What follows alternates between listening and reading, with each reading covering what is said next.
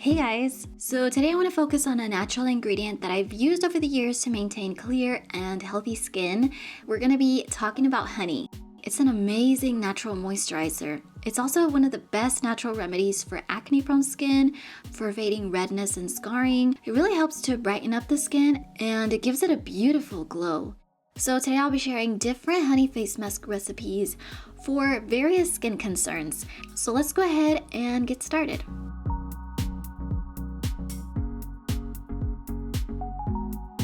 The first mask is actually one that I've been doing a lot recently. Yogurt is one of my favorite face mask ingredients because it contains lactic acid, which exfoliates and softens the skin. So every time I use this, my skin feels like brand new. It's kind of like you're using a scrub, except without any harsh scrubbing. So it's very simple. I just mix a little bit of yogurt with honey and then apply it using a brush because it can get kind of messy, but once it dries, it's all good.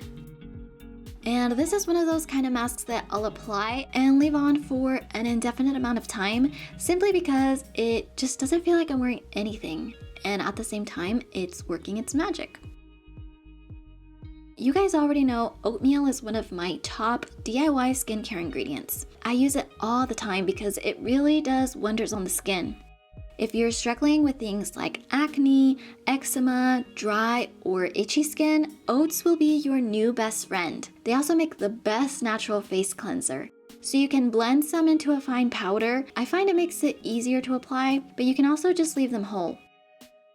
And for this mask, I like to first massage it into my skin for a little bit of exfoliation, and then I leave it on as a mask for 10 to 15 minutes. So if you're really struggling with dry skin, this is the mask you'll want to do. Avocados are actually a really popular ingredient to use for dry and damaged hair because they're so incredibly moisturizing.